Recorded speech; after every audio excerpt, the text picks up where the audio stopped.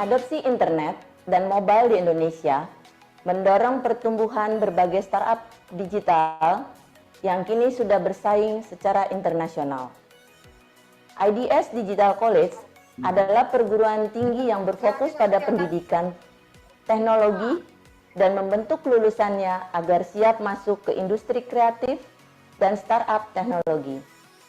Lokasi kampus IDS Digital College terletak di Kalibata City yang dapat diakses menggunakan KRL Jabodetabek dan Transjakarta. Terdapat banyak kuliner dan berada dalam kompleks apartemen untuk mahasiswa yang berasal dari luar kota. Mengapa saya memilih IDS Digital College? Melalui kurikulum dan proyek berbasis startup teknologi, mahasiswa membuat tugas dan proyek sesuai dengan kebutuhan industri. Kelas dijalankan melalui kombinasi tatap muka dan kelas online. Kampus IDS berafiliasi dengan banyak perusahaan startup untuk magang. Kelas juga diajarkan oleh kalangan akademisi maupun pelaku industri, startup, dan teknologi. Tersedia kesempatan mendapatkan beasiswa melalui program Kartu Indonesia Pintar. Mahasiswa juga mendapatkan sertifikasi profesi dari BNSP. Melalui program Kampus Merdeka, mahasiswa mendapatkan pengalaman kerja di industri selama 1 hingga 2 semester yang disetarakan dengan 20 SKS tiap semesternya. Didukung dengan fasilitas seperti perpustakaan, lab komputer yang mendukung kegiatan belajar. Tersedia 4 pilihan program S1, yakni Cyber Security, Software Engineering, Digital Business, dan Startup Management, serta Multimedia Teknologi. Cyber Security berfokus kepada pengamanan dan proteksi dalam dunia maya. Keahlian yang nantinya akan dipelajari adalah teknik merancang sistem keamanan, pengujian sistem, teknik pertahanan dari serangan cyber, hingga teknik meretas yang digunakan secara etis.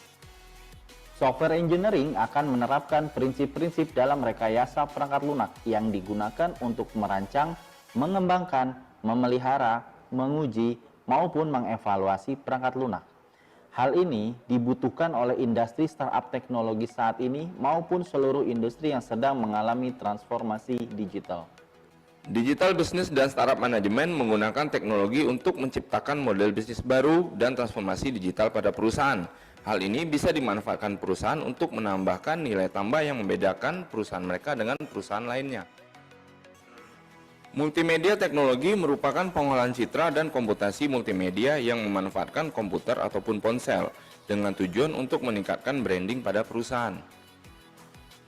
Pertama kali saya masuk di IDS Digital College, saya langsung direkomendasikan dari kampus untuk magang di salah satu perusahaan BUMN, yaitu Perum Percetakan Uang Republik Indonesia. Saya di sana kurang lebih magang selama 1 tahun, dan di sana banyak banget ilmu yang saya dapat. Beberapa hal terkait dengan pekerjaan yang ada di sana, seperti verifikasi uang, materai, pita cukai, dan lain sebagainya. Saya pernah magang, direkomendasikan oleh pihak kampus di anak perusahaan BUMN, yaitu Pelindo Solusi Digital. Di sana saya mendapatkan pengalaman untuk desain, terus pembuatan dokumen UIT, SIT. Saya belajar tentang mockup desain dan sebagainya. Kami juga bekerja sama dengan Institut Teknologi 10 November untuk menjalankan program S2 Startup Teknologi secara online. Para pengajar berasal dari akademisi maupun praktisi industri, startup, dan teknologi. Program ini dirancang agar mahasiswa dapat meningkatkan pengetahuan, wawasan, dan jejaring untuk membangun perusahaan startup teknologi maupun melakukan transformasi digital dalam perusahaan. Melalui berbagai studi kasus, mahasiswa juga akan mempelajari bagaimana perusahaan teknologi melakukan skalabilitas dengan cepat maupun mendapatkan akses investasi. Saya ingin belajar S2 karena memang mau menambah ilmu yang up to date dengan tren sekarang dan juga memperbesar network. Lalu saya dapat referensi dari IDS Digital College bahwa ada program S2 baru yang tailor-made dengan kebutuhan industri sekarang, dan IDS sendiri bekerja sama dengan Institut Teknologi 10 November. Nah, buat saya yang full time bekerja, ini sebenarnya sangat membantu karena saya bisa menimba ilmu, memperluas wawasan, memperbesar network, bahkan mendapatkan gelar dari universitas terbaik, tapi yang tidak mengganggu jadwal pekerjaan saya. Mari bertumbuh bersama di IDS Digital College.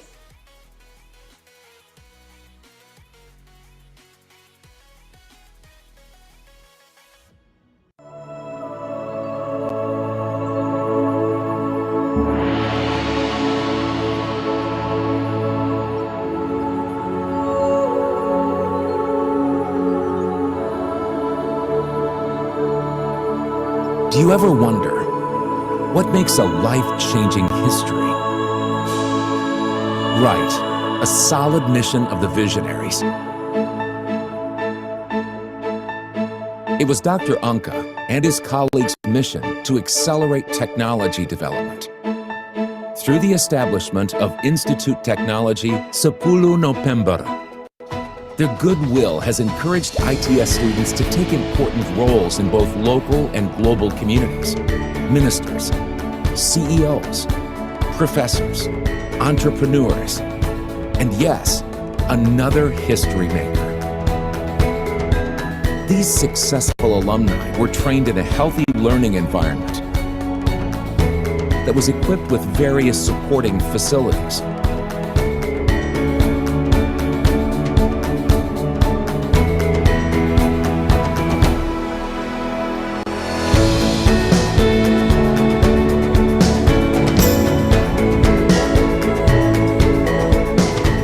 From vocation to marine technology, all faculties and departments of ITS were formed to be the best place to learn science, technology, and design.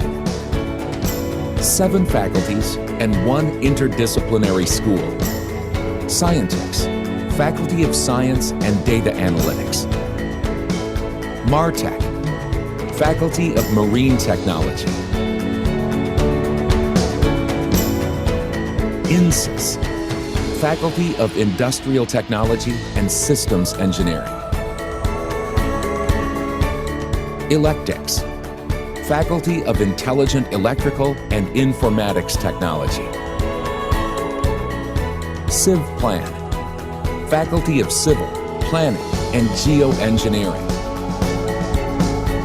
CreaBiz, Faculty of Creative Design and Digital Business. Vocation, Faculty of Vocational.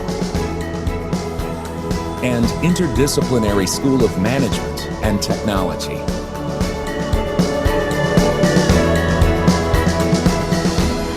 Recognized as one of the top best-ranked institutes doesn't mean the finish line for ITS. To gain greater international recognition, ITS launched International Undergraduate Program. Students can get wider international exposure through 20 study programs they can apply.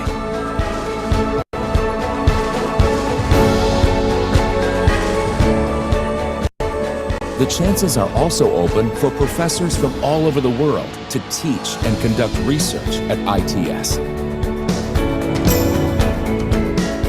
These opportunities have made international joint research and other international activities successfully performed.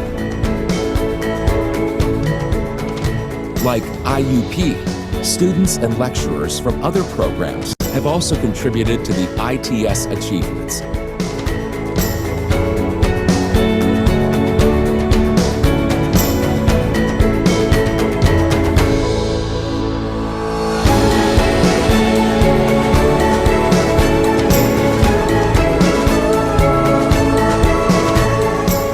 Numerous appreciations earned exemplify Institute's excellent performance.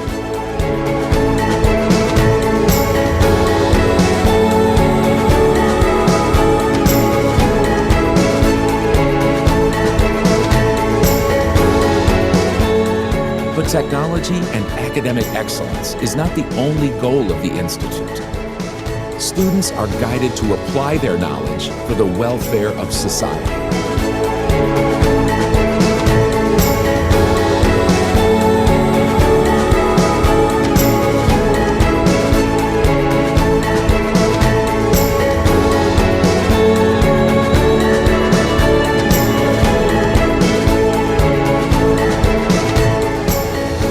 Because to note a new life-changing history, technology must advance humanity. ITS, Institute Technology, 10 November.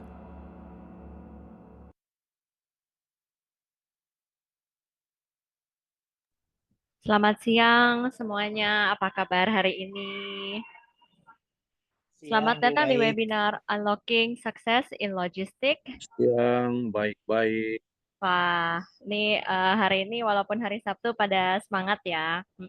Jadi izinkan saya memulai webinar ini. Selamat datang di webinar Unlocking Success in Logistics Insight from Shipper and the Benefits of Y Combinator, a top startup accelerator. Hari ini kita akan menjelajahi strategi kunci yang telah membawa Shipper mencapai kesuksesannya ya dalam industri logistik yang kompetitif ini. Nah, di webinar ini juga akan mempelajari bagaimana program akselerasi startup terkemuka, yaitu Y Combinator, dapat mempercepat pertumbuhan dan inovasi dalam bisnis logistik. Nah, semua yang hadir di sini, kita siap-siap untuk mendapatkan wawasan yang berharga ini, dan mari kita mulai. Nah, izinkan saya memperkenalkan diri saya. Saya Nini, sebagai Akademik Business Development di IDS yang akan menjadi MC pada hari ini. Nah, webinar ini akan memberikan gambaran dari program S2 Startup Teknologi, di mana program ini adalah kerjasama antara IDS dan juga ITS. Nah, sebelum kita memasuki topik hari ini, izinkan saya mengundang Dr. Dina Riyana, Kaprodi MIST, untuk memberikan kata sambutan. Silakan Pak Dinar. Terima kasih, Bu Nini. Selamat siang, Bapak Ibu.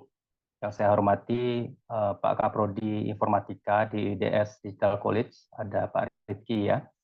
Kemudian saya sapa dulu Pak Budi Handoko. Selamat siang, Pak.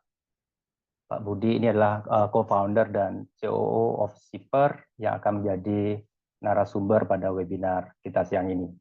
Selamat siang, Kemudian, selamat siang juga kepada kolega di IDS Digital College. Ada Pak Adi Budiman ya. Kemudian ada Bu Iren, Bu Rini, dan rekan-rekan IDS Digital College lainnya. Bapak Ibu peserta webinar yang berbahagia, selamat siang dan salam sejahtera.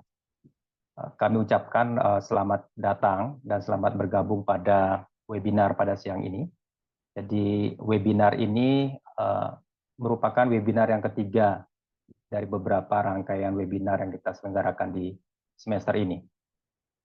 Bapak Ibu, webinar ini kita selenggarakan merupakan bagian dari promosi dan pengenalan bidang keahlian startup teknologi di program studi inovasi sistem dan teknologi Sekolah Interdisiplin Manajemen Teknologi di ITS. Jadi SIMT ini adalah satu-satunya sekolah yang ada di ITS, selain ada 8 fakultas lainnya. Ya, jadi sekolah ini dibentuk untuk mengakomodasi bidang-bidang interdisiplin. Jadi masalah-masalah, problem-problem real yang bisa kita kupas, kemudian selesaikan masalah-masalah tersebut melalui berbagai bidang keahlian. Gitu ya. Salah satunya adalah startup teknologi. Dan bidang keahlian ini merupakan atau terselenggara itu atas kerjasama IDS Digital College dengan Sekolah Interdisiplin Manajemen dan Teknologi, dan kami saat ini sudah akan periode rekrutmen untuk yang angkatan ke-6 ya. Bapak Ibu, saat ini jadwal pendaftaran gelombang kedua itu telah dimulai dan dibuka sampai dengan tanggal 11 Juli 2024. Untuk detail apa itu program startup teknologi nanti akan disampaikan oleh Ibu Iren dan juga rekan-rekan promosi akan menyampaikan bagaimana tata cara pendaftaran program ini. Demikian saya sampaikan pada kesempatan ini. Sekali lagi, saya mewakili seluruh manajemen SIMT ITS mengucapkan banyak terima kasih atas kehadiran Bapak Ibu, dan tentunya terima kasih banyak kepada Bapak Budi Handoko untuk kesediaannya siang ini untuk berbagi dengan kita di sini. Saya Terima kembalikan kasih. kepada Bu Rini untuk dapat melanjutkan acara webinar ini. Terima kasih, Bu. Terima kasih Pak Dinar. Luar biasa ya Pak. Jadi ini adalah bentuk kerjasama untuk kita men-tackle di bidang edukasi ya Pak. Dan juga thank you so much buat infonya juga. Jadi buat teman-teman yang mau dan tertarik untuk melanjutkan S2, seperti yang tadi Pak Dinar sudah infokan, kita masih buka intake-nya hingga tanggal 11 Juli. Jadi setelah ini jika ada pertanyaan lebih lanjut, boleh menghubungi pihak IDS atau ITS untuk menanyakan lebih lanjut ya. Oke, sekarang saya mau mengundang Bu Iren Hasian, MKOM, Ketua STIMIK Indodaya Sufana. Silakan Bu Iren untuk memberikan kata sambutan.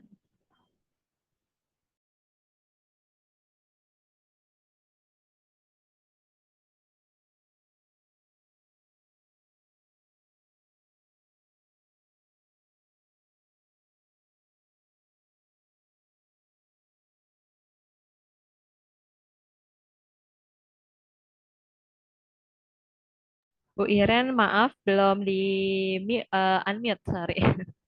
Baik, ya. Terima kasih Bu Nini. Baik, terima kasih yang terhormat Pak Dinar selaku Kaprodi dari SIMT ITS yang sudah berkenan hadir pada siang hari ini.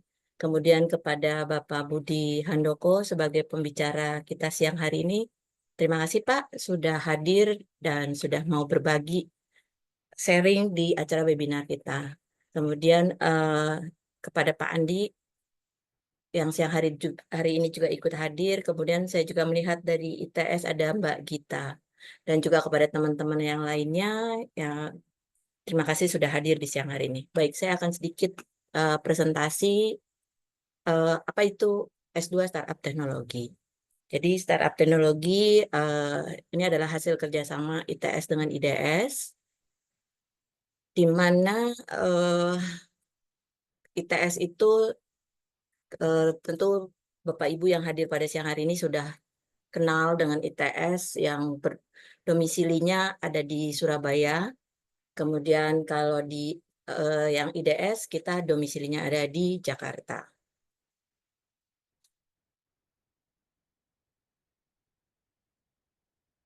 Oke.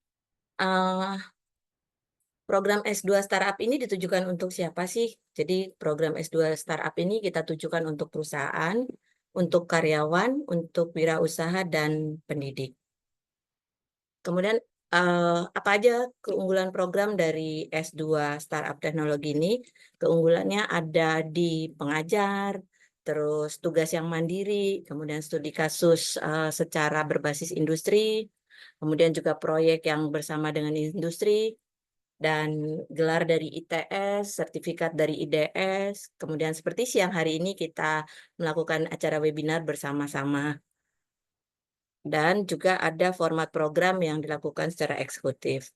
Untuk metode pembelajarannya itu dilakukan secara tatap muka luring. Oke, kemudian kurikulumnya. Jadi kurikulumnya itu ada secara 4 semester, di mana semester 1, 2 itu 9 SKS, kemudian semester ketiga itu 10 SKS, dan semester 8-nya 8 SKS. Ini materi yang diajarkan itu combine, jadi pengajarnya baik dari sisi akademik ataupun dari sisi industri. Seperti itu. Untuk jelasnya mata kuliahnya seperti apa, nanti bisa bertanya kepada tim akademik baik ITS ataupun di IDS. Terus untuk para pengajarnya tadi, jadi ada dari sisi akademiknya dari ITS, terus dari IDS, dari industrinya. Kemudian untuk syarat dan berkas pendaftaran bisa nanti juga dilihat di landing page, ataupun nanti kalau Bapak Ibu yang berminat, saudara yang berminat bisa bertanya kepada admin kami untuk dikirimkan brosur ini. Kemudian tadi seperti kata Pak Dinar, kita sudah ada 6 angkatan, jadi kita sudah punya beberapa alumni. Jadi udah ada alumni angkatan pertama dan angkatan kedua. Dan ini suasana belajarnya, kemudian ini untuk kegiatan wisudanya. Baik, demikian. Jadi kalau peserta, Bapak Ibu peserta yang ingin bertanya lebih lanjut, silakan bisa bertanya kepada ITS ataupun kepada IDS, dan di kolom chat juga ada admin yang bisa untuk Bapak Ibu tanyakan. Oke, itu saja dari saya. Sekali lagi, terima kasih kepada semua yang sudah hadir. Selamat mengikuti acara webinar ini, dan saya kembalikan kepada Bu Nini. Thank you so much Bu Iren untuk infonya dan juga untuk presentasinya. Jadi balik lagi teman-teman, jadi program ini berbeda dengan program-program lain karena kita ada praktisi yang mengajar juga. Jadi teman-teman tidak hanya mendapatkan teori saja, tetapi langsung ada materi-materi yang langsung dari industri seperti itu. Nah, thank you so much ya Bu Iren. Oke, untuk melanjutkan acara, tanpa berlama-lama lagi, saya mau mengundang speaker hari ini, Pak Budi Handoko. Beliau adalah co-founder dan juga COO dari Shipper. Silakan Pak Budi. Terima kasih, Mbak Nini. Selamat siang semuanya. Saya senang ya, Pak Dinar. Selamat pagi, selamat siang, Pak. Selamat Saya, siang, Pak Budi. saya sangat senang diundang untuk acara ini nih. Saya diundang sama Pak bos saya nih, Pak Andi. Pak Andi, apa kabar? Lagi di Surabaya juga ya, Pak ya?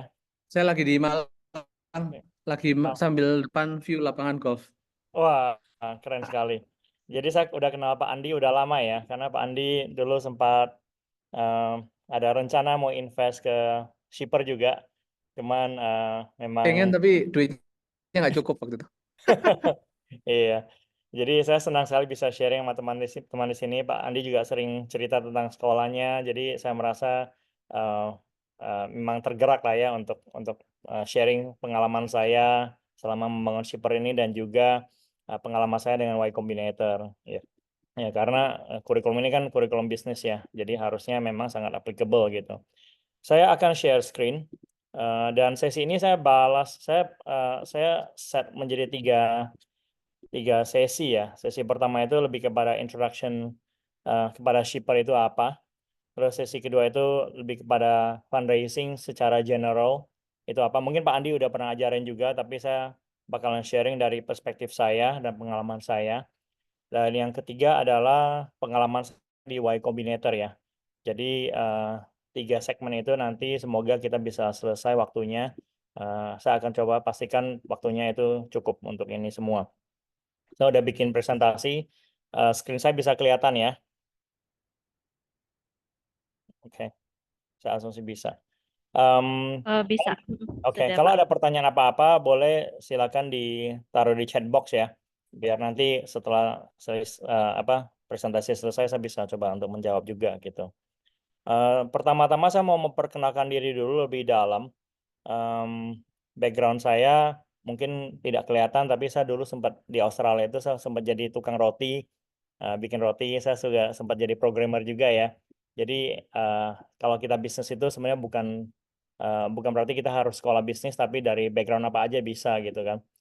Terus saya pernah bikin website online shop ya. Jadi tahun 2004 itu di Australia kalau kita mau telepon internasional itu waktu itu susah karena kita harus beli kartu telepon fisik dulu, terus kita perlu gesek, terus kita pakai public phone, masukin koin, sambung ke nomor, terus ada masukin PIN password untuk sambung ke internasional. Jadi pakai IDD, pakai VoIP waktu itu.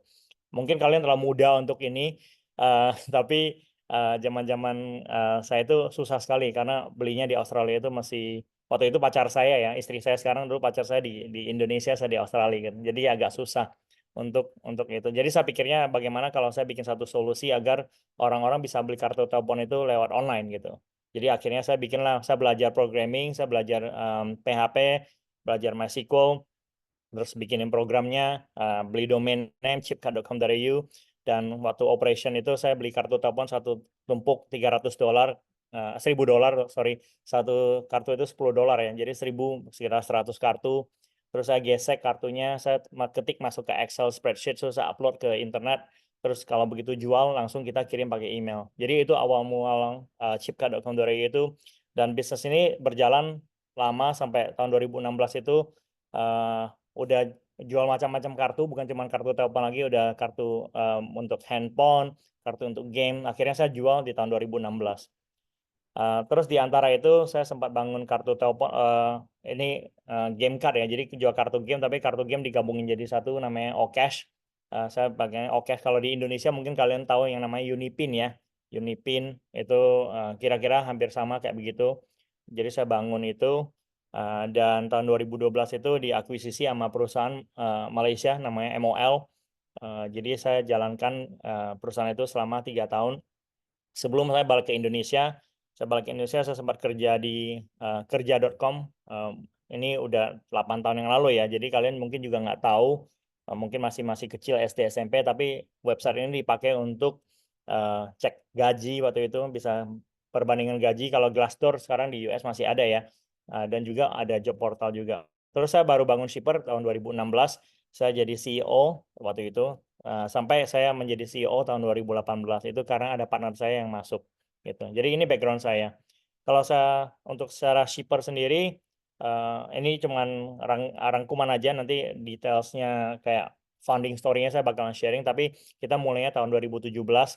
Tahun 2019 itu kita acquire satu perusahaan namanya Pak D ya, ini setelah YC. Terus di September itu kita berhasil raise seed funding ya. Sebenarnya seed fundingnya itu udah di awal, cuman kita announcement-nya di September. Terus habis itu dari tahun 2020 kita acquire satu perusahaan lagi namanya Porter. Terus habis itu sampai 2020 kita udah ada sekitar 35 gudang, dan sekarang kita ada sekitar 200 gudang ya seluruh Indonesia. Kayak gitu. So Shipper itu apa? Shipper itu kalau kita lihat sebenarnya kita end-to-end logistic platform dari inventory sampai penjualan barang ya. Jadi barang masuk ke gudang kita atau masuk ke Indonesia, itu kita udah bisa bantuin dari misalnya dari impor dari China, kita udah bisa masukin, terus kita masukin ke gudang kita, ada sistem, ada teknologi semuanya di dalam sana. Terus habis itu kita baru pengiriman ke end user itu bisa berupa perspektif kita ya, end user itu bisa berupa pembeli e-commerce. Jadi kalau kalian belanja online, itu ada potensi chances barang itu datang dari gudang kita, ataupun B2B juga. B2B itu distribusi barang-barang. Dan semua ini kita manage dengan sistem kita yang namanya Shipper 360 ya. Jadi itu omni-channel, di mana sistem itu mengintegrasi semuanya dari pergudangan sampai pengiriman sampai juga manajemen barang-barang atau penjualan online di e-commerce kayak gitu. Nah, terus habis itu kalau kita lihat fase bisnis kita itu, kalau tadi kita gabungin ya, sebenarnya kita tahun 2017, 2019 itu kita benar-benar fokusnya di shipping doang. Kenapa saya mau menunjukkan ini? Saya mau menunjukkan bahwa bisnis itu mulainya harus dari sesuatu dulu, somewhere dulu, baru bisa berkembang ke bisnis yang lainnya. Jadi bisnis pertama kita itu basically pengiriman untuk e-commerce, di mana kita jadi nanti saya jelaskan lebih detail saya kenapa bisa masuk ke sana. Tapi kita fokus ke pengembangan e-commerce. Terus tahun 2020 begitu kita udah akuisisi Pak D, kita berkembang, kita mulai masuk ke fulfillment, dan kita ada order management system. Terus habis itu baru setelah pandemi kita baru mulai ke omnichannel management system. Jadi kita udah masuk ke B2B, fokus banyak ke B2B, dan kita juga ekspansi ke negara lain. Kita ada presence saat ini di China sama di Thailand ya. So itu basically bisnisnya Shipper itu. Mungkin saya bakalan flashback sedikit tentang founding story. Sebenarnya awal mulainya itu 2016, tapi kita launchingnya 2017. Kenapa bisa ada bisnis Shipper ini? Karena saya sendiri waktu itu mau mengirimkan barang ya. Saya pergi ke agen JNE, kirim dokumen, agen JNE yang dekat rumah, nggak dekat sih, lumayan jauh di Tomang ya. Saya waktu itu tinggalnya di Jelambar. Jadi saya pergi agen JNE, terus saya mau kirim dokumen, tapi disuruh tunggu ngantri 1 jam.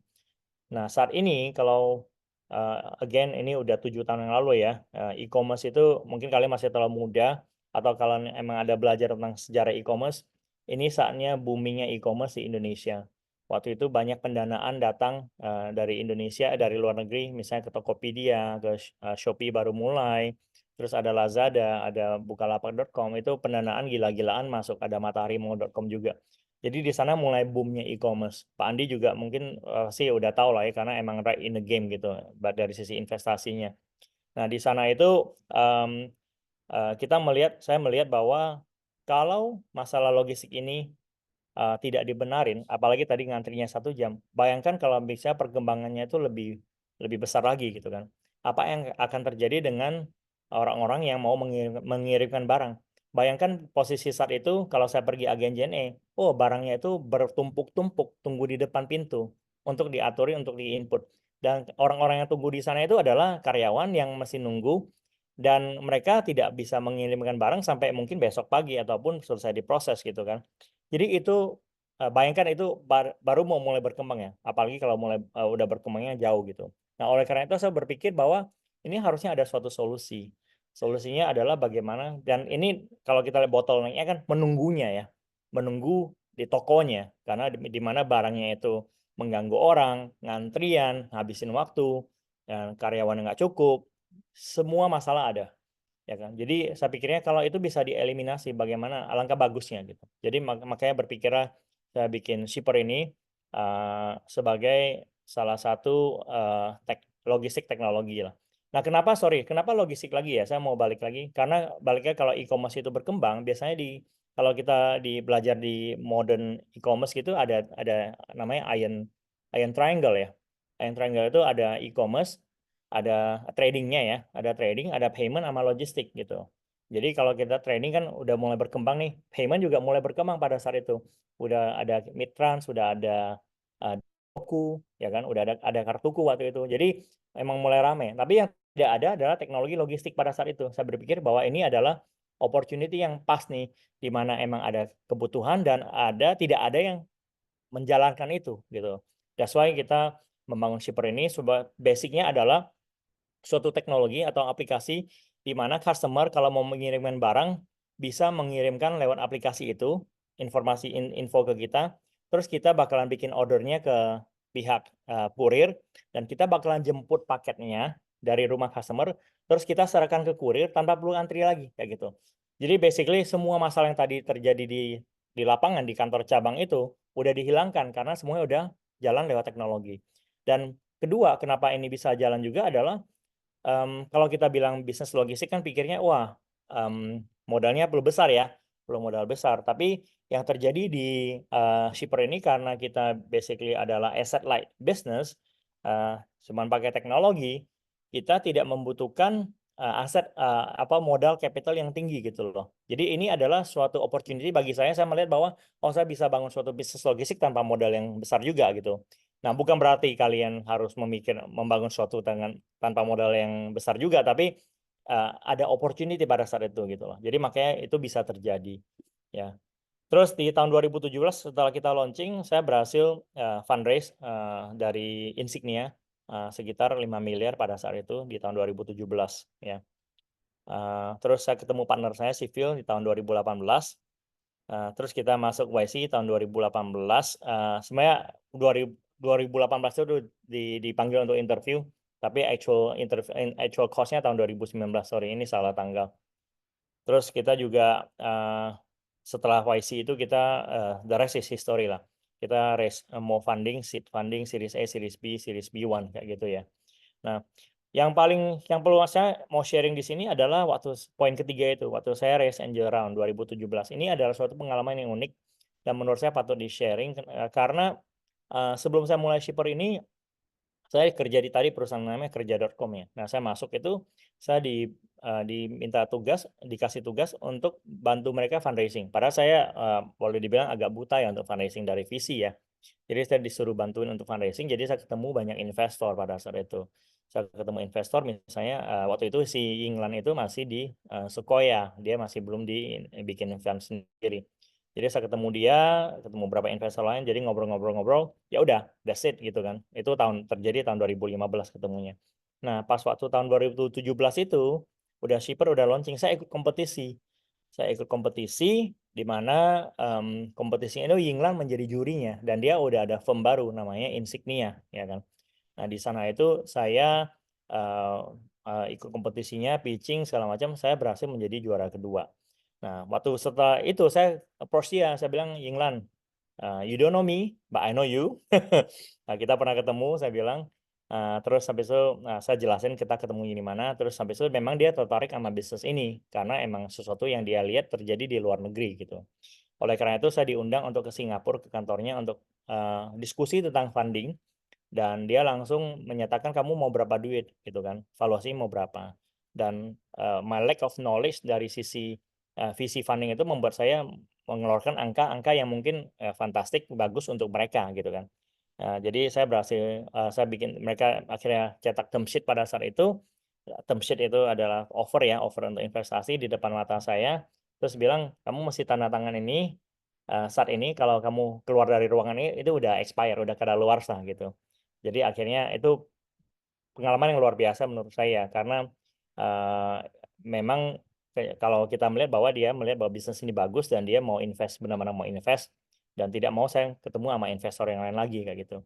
Dan kedua saya juga harusnya kalau saya reflect back harusnya saya berpikir lagi saya coba cari investor lain tapi anyway it happens dan saya so far memang sangat happy sama investor yang ini gitu. Jadi itu poin ketiga saya mau cerita. Nah, ini sedikit sejarah tentang Shipper ya. Jadi kalau bisa saya mau lanjut ke sekarang tentang fundraising sendiri. Ya, so far ada pertanyaan nggak? Kalau lihat belum ada pertanyaan ya. So far belum ada. Oke, cool. Jadi fundraising itu kita tahu ada angel round, friends and family round ya, ataupun angel investor. Terus ada seed round, ada series A, series B, series C dan sebagainya. Ya kan, kadang-kadang itu ada A1, pre-A1, pre-B segala macam. Jadi yang di antara itu. Nah, kenapa kita namakan round-round ini untuk investasi? Jadi kalau angel round itu basically angel itu adalah peri ya, jadi benar orang baik. Kenapa? Karena waktu kita bangun suatu bisnis itu kita tidak tahu, semua orang tidak tahu potensi ke depan ataupun ke depan itu bisnisnya bakalan seperti apa, ya kan? Apakah bakalan sukses atau nggak sukses, atau tutup atau enggak, kita semua sama-sama nggak tahu. Tapi yang bisa kita tahu adalah ada suatu orang yang baik, yang angel, yang bakalan investasi ke bisnis kita tanpa perlu mikir panjang kayak gitu kan. Nah biasanya itu teman-teman kita ataupun angel investor, emang ada investor yang specialized untuk invest ini. Nah mereka investnya dari apa? Lihatnya, mereka invest dari karakter orang, mereka invest dari apakah mereka pernah tahu ada bisnis yang serupa di luar negeri atau enggak di tempat lain gitu kan. Jadi basically ada apa ya, ada certain group orang-orang tertentu yang bisa diinvest ini ya, dan amount-nya ya nggak besar ya, mungkin sekitar 1M, 2M, 3M, bisa sampai 5M gitu kan, ataupun 100 juta ada saat ini, mungkin kondisinya kayak mungkin 100-200 juta ya, itu angel round. Terus ada seed round. Seed round ini adalah satu level udah investor yang lebih profesional ya, lebih profesional, memang dari coming from the business background, dan investasi ini untuk kayak nanam biji di suatu bisnis kita. Jadi biji ini diharapkan bisa berkembang menjadi suatu bisnis yang lebih bagus gitu. Nah di sini udah mulai melihat kayak bisnis model, melihat traction-nya, apakah bisnisnya bisa jalan atau enggak. Jadi udah mulai lihat data-data yang lebih dalam gitu kan. Nah terus kalau setelah seed ya series A. Nah series B itu series A itu seed sama series A mungkin cuma beda tahap aja ya. Tapi yang dilihat itu juga mulai beda ya kan. Kalau series A lebih serius lagi, mungkin lihat gross profit margin, lihat apa EBITDA-nya, lihat kapan bisa profitable, lihat business expansion plan-nya kayak gitu. Nah, kalau series B itu lebih pada growth ya. Growth itu artinya ya udah bisa udah jalan, modelnya udah jalan, kita udah tahu bahwa bisnis ini pasti jalan lah kayak gitu. Kedepannya pasti bakal berkembang terus. Tapi bagaimana caranya mengembangkan ini lebih maju lagi. Misalnya kalau kita lihat growth itu, ini kita ngomong in a general perspektif ya. Kalau growth-nya misalnya biasanya begini, ya kan, mungkin 10-20%, bagaimana caranya series B ini dipakai untuk berkembang sekitar 30-50% kayak gitu ya. Jadi ini adalah growth fund di mana kita ekspektasi udah bisa mengembangkan bisnis ini ke area-area lain juga, bukan cuma area bisnis yang sering kita kerjakan kayak gitu.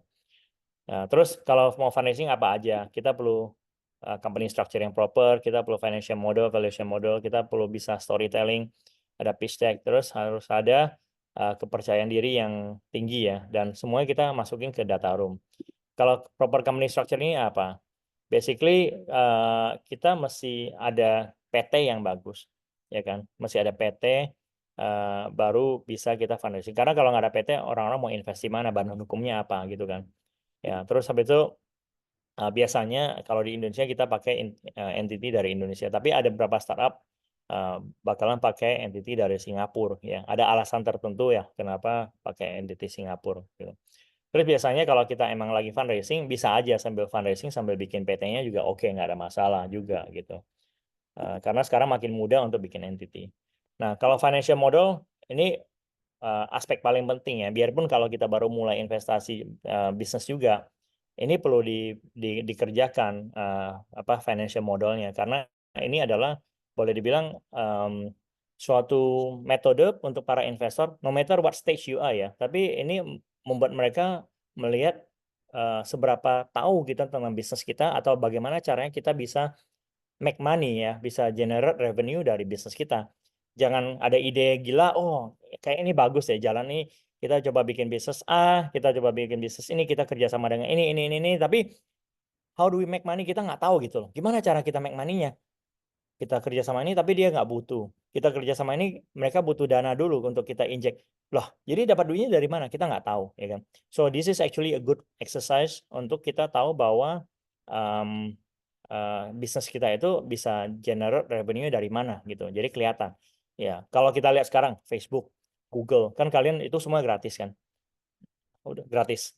Tapi kalian tahu nggak make money dari mana kan? Dari iklan. Nah, apakah mereka tahu dari awal financial modelnya? Ya, harusnya mereka udah ada growth model, jadi mereka tahu mereka perlu berapa banyak orang untuk bisa mulai iklan. Kalau mereka iklan, ada berapa banyak bisnis yang bisa diiklanin?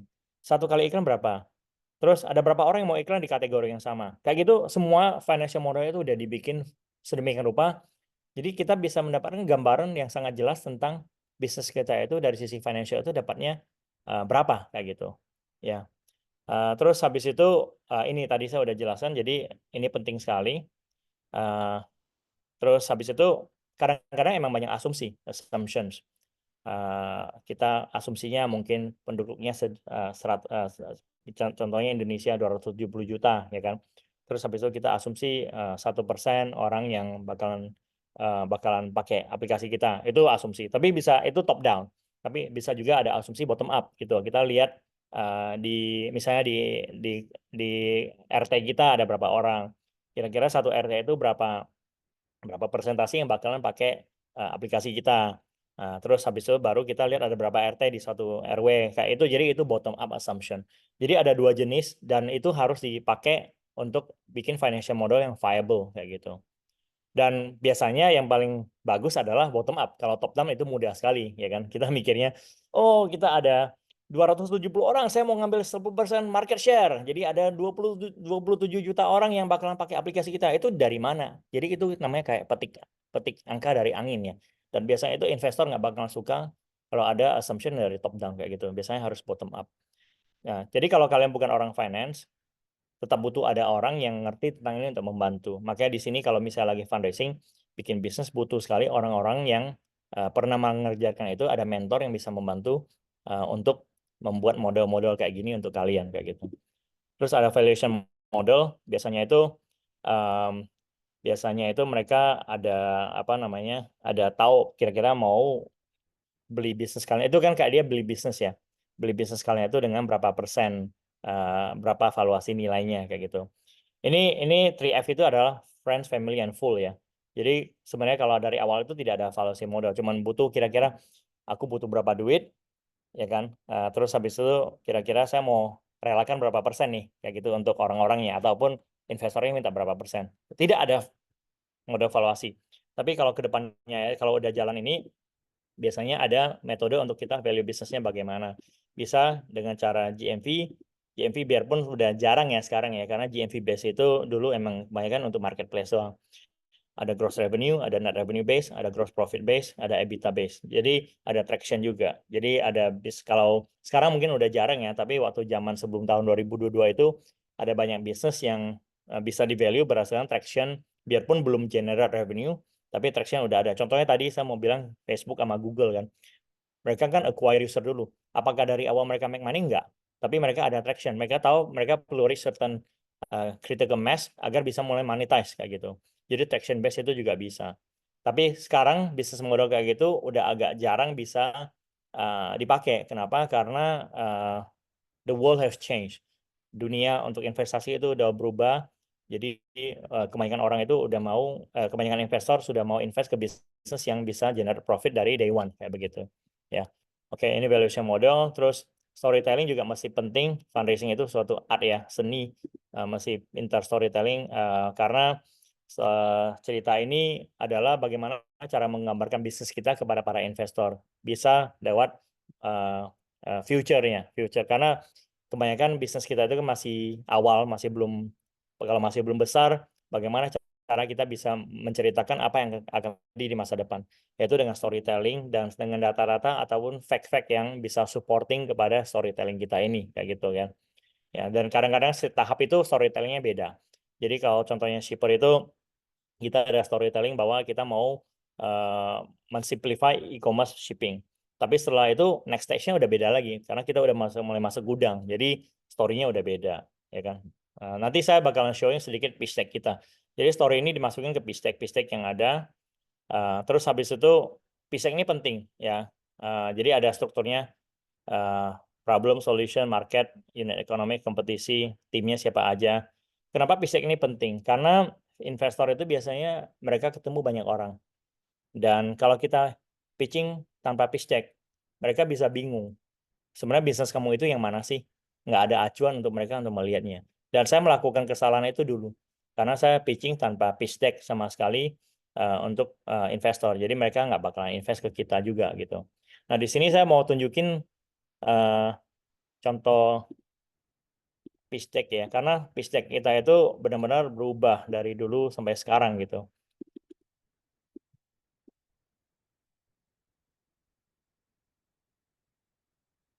Jadi kalau ini pitch deck pertama kita tahun 2017 ya. Jadi ada forecast-nya, ya kan, forecast e-commerce smartphone user, terus problems-nya, ya kan, terus ini macet, ini ngantri, alamatnya masih pakai manual, masih isi formulir. Terus untuk logistik player juga banyak sekali pemain logistik player providernya banyak. Terus habis itu saat ini ada sekitar 2 provider yang ngambil 60% market share. Ini kita ngomong jasa kurir gitu kan. Terus jadi ini produk kita ya, terus ada problem apa lagi yang terjadi, solutionnya kayak gitu, cara kerjanya bagaimana, partner kita siapa. Ini yang pitch deck kita yang pertama ya. Terus habis itu as we grow ya. As we grow, kita udah mulai ganti pitch deck kita. Jadi ini udah mulai lihat on the bigger things ya. Udah mulai involve gudang, udah mulai lihat infrastruktur negara kayak gitu. Terus lihat data ekonomi Indonesia di mana. Terus ini API-nya. Jadi kompetisi ya kan. Terus planningnya apa aja kayak gitu. Terus aplikasi kayak gitu. Ya. Ini tim, dana mau dipakai di mana. Terus habis itu makin berkembang lagi nih, kita masih tiap tahap itu beda. Jadi ini yang lebih maju lagi. Ini bukan terakhir ya, ini yang kita pakai untuk fundraise sekitar $5 juta dari YC dan investor Floodgate sama Lightspeed. Ini series seed funding kita, ya kan. Jadi udah pakai visualisasi yang lebih bagus, lebih clean, market share-nya, terus ini simplified. Jadi intinya kita menghubungkan logistik partner sama customer kayak gitu. Jadi berubah terus ya. Business model kita simplify, terus number of orders, kompetitor, tim. Jadi di sini udah kita ada partner saya udah mulai masuk civil ya, kayak gitu. So itu dari sisi pitch deck. Terus jadi prosesnya gimana nih fundraising biasanya, ya kan? Jadi kita perlu preparation tadi, kita set up meeting, kita pitching ke investor, share data room, Q&A biasanya setelah itu. Kalau investor udah oke, mereka bakalan ngirimin term sheet ataupun proposal, terus kita agree, terus habis itu mereka bakalan mulai due diligence, jadi cek semua data kita, cek misalnya cek legal kita oke atau enggak, financial kita oke atau enggak, kita bohong atau enggak, kayak gitu. Terus habis itu baru dibikin long documents, long docs untuk investasi. Ini udah jual beli saham, ya. Terus habis itu udah beres, ya selesai duitnya masuk. Salah, ada satu proses di mana duit masih masuk dulu. Kalau duit nggak masuk, nggak close gitu. Jadi setelah long doc itu harus ada satu proses lagi duit masuk. Jadi kita ada saying bahwa investasi investment is never close until the money is in the bank. Ya, Pak Andi mungkin bisa confirm ini juga ya Pak ya. Jadi kalau misalnya duit not in the bank nggak bakalan close gitu. Oke, so ini udah sampai proses fundraising. Sebelum saya masuk ke YC, saya mungkin baca pertanyaan dulu ya, sedikit ya.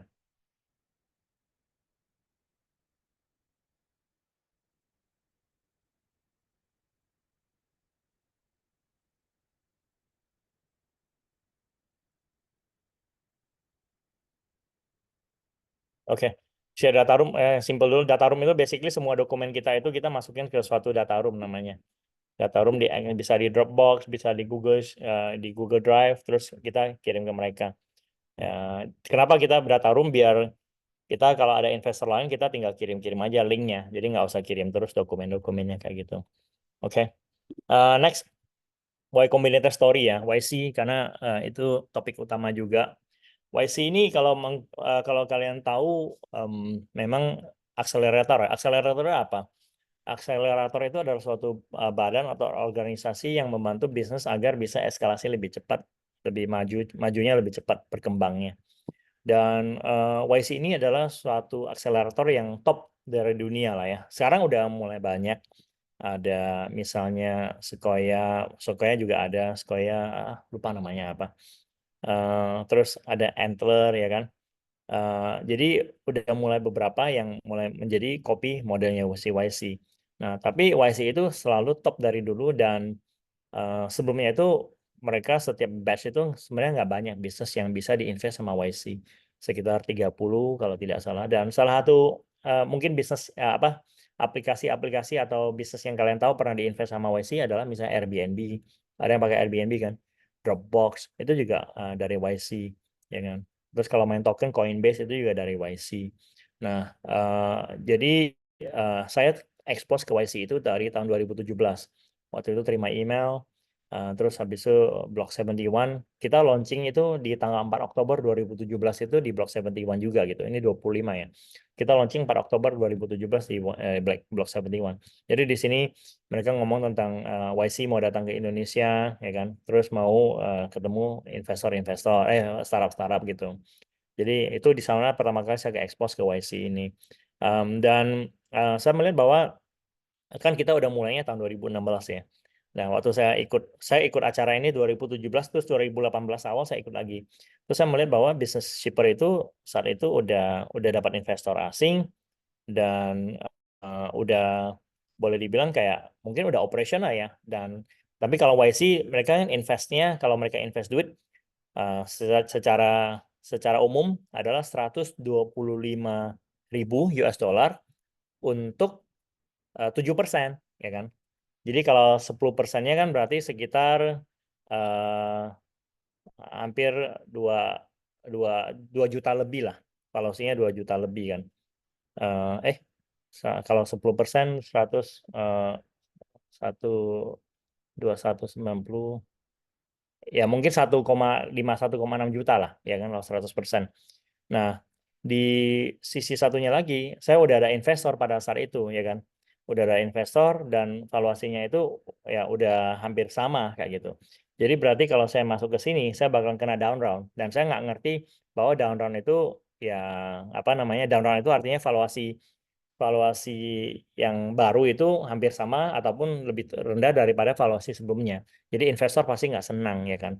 Jadi akhirnya saya melihat bahwa ini adalah suatu yang tidak mungkin kita lakukan gitu kan. Tapi waktu itu saya ketemu Hendra lagi di tahun 2018. Hendra Quick itu adalah foundernya PayFast ya, foundernya PayFast. Terus dia bujuk kita untuk apply YC. Dan dia bilang sebenarnya YC itu ya biarpun dia ada certain terms, tapi bukan berarti itu tidak fleksibel gitu. Mereka juga bisa fleksibel, ya kan. Jadi akhirnya kita apply YC di tahun 2018. Nah, yang waktu kita apply itu, kita sebenarnya perlu isi formulir nih. Formulirnya lumayan unik gitu kan. Saya bakalan share formulir yang saya isi ya. Formulir ini penting sekali untuk aplikasi YC karena di sini kita menceritakan banyak tentang bisnis kita, ya kan. Nah, di sini itu kita melihat bahwa ini form yang dulu saya isi ya. Ada tentang kayak please tell us impressive thing that you have built, ya kan. Apa sebelum bisnis ini. Terus ada successful hack misalnya, kayak gitu kan. Terus ini partner saya. Terus habis itu ada video. Kita juga masih bikin video nih, video. Hi, I'm Woody. Hi, I'm Phil. We are co-founders of Shippers. Shipper is the logistics gateway of Indonesia powering door-to-door delivery. Just like how Stripe is for payments, we want to be for logistics. Today, the problem we're solving is e-commerce companies only have 3PLs to go to. Third-party logistics. Suara saya kedengaran? Suara dari video kelihatan nggak? Kedengaran nggak? Kedengaran, Pak. Kedengaran ya? Kedengaran Pak, kedengaran. Okay. Providers are highly inefficient, they're expensive, and they're just not scalable. The solution that we're bringing to the table is the asset-light model. We've built an aggregator platform and a universal API that partners with 150 logistics partners in Indonesia. If an e-commerce company comes to us, it takes them 2 weeks to integrate. If the e-commerce company goes to one logistics partner, it takes them 15 weeks. Currently, we're charging our logistics partners 5 to 25% commission for every shipment. And in the future, we plan to do a subscription model for our customers. In November 2018, we booked GMV of $180,000 with 94,000 shipments. And that represents about 10x of growth from January 2018. In Indonesia, logistics industry is worth about $220 billion, and our serviceable market is about $4 billion, with a 50% year-on-year growth. I graduated from University of Wollongong, Australia, with Master of ICT. Before Shipper, I founded a payment company called Allcash, which was acquired by MOL Malaysia, and then recently MOL was acquired by Razer. I studied math and comp-sci at Stanford. I did a graduate degree in supply chain operations research at Columbia. I was previously a consultant at McKinsey and an investor at Floodgate. Budi and I are super excited to be a part of YC. Just to summarize one more time, we're the logistics gateway of Indonesia powering door-to-door delivery. Thank you. Ya, jadi videonya itu 1,5 menit mesti diisi. Dan video ini penting karena mereka kan nggak banyak waktu ya untuk go through semua formulir ya. Jadi mereka lihat pertama kali video dulu gitu loh. Ya kan? Karena setiap tahun itu, setiap kali batch itu yang daftar ini ada ribuan aplikasi yang masuk. Jadi the only way they can do it is through the video. Mereka lihat videonya dulu kayak gitu. Jadi video ini penting sekali. Terus baru kita ngomong masalah details, company-nya ngapain aja sih kayak gitu kan. Terus habis itu udah berapa lama, number-numbernya apa aja. Terus udah berapa lama, terus ada orang pakai nggak, ya kan. Revenue-nya berapa, kayak gini. Nah, terus kenapa mulai kerja bisnis ini kayak gitu. So for me proses ini penting sekali, formulir ini, karena justru di sini ini saya belajar banyak sekali tentang bisnis saya sendiri gitu. Nah, jadi makanya kenapa form ini sangat unik, ya kan. Terus saya juga mesti dapat rekomendasi dari YC Fellow. Jadi YC yang lain itu kasih rekomendasi agar kita bisa kayak suatu bisnis yang patut untuk dilihat gitu kan. Karena tadi saya bilang kita banyak sekali bisnis yang masuk untuk apply ke YC. Jadi kalau tidak ada sesuatu yang stand out untuk mereka itu agak susah untuk mereka lihatin aplikasinya gitu. Paling ya kena rejection email, ya kan. Nah, kita submit ini di bulan Agustus ya, karena kita agak telat submission-nya. Dan surprisingly kita di tanggal 27 Desember ini kita dapat email untuk interview. Berarti udah diterima nih aplikasi kita gitu loh. Di interviewnya di tanggal 2 Januari 2019 di US. Jadi saya terima ini tahun 2017 di Desember. Wah, jadi saya akhirnya begitu dapat email ini saya langsung beli tiket. Kebetulan emang ada visa ke US. Jadi langsung terbang tanggal 31 terbangnya, sampainya tanggal 31 juga. Terus sempat ke rumah teman bentar, ada teman lagi di sana, jadi langsung kita celebrate New Year Eve. Tanggal 1 langsung praktis gitu loh. practice interview, karena interview itu penting sekali. Kita butuh go through semua question-question yang sering ditanya dan kita mesti bisa jawab. Karena interviewnya cepat sekali.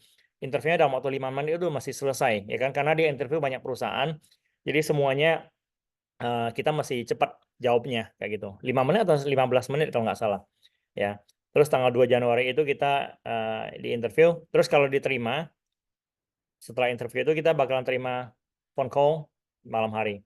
Kalau kita di reject, kita bakalan terima email dari mereka, ya kan. Nah, salah satu hal yang unik dari interview ini juga, waktu kita di interview sama YC, biasanya itu mereka nggak bisa nggak extend waktu. Kalau waktu udah habis ya udah kayak gitu. Tapi kita agak unik, kita dikasih waktu extension untuk diskusi lebih lama lagi. Bahkan tambah waktu sekitar 10 menit kalau nggak salah untuk interview ini.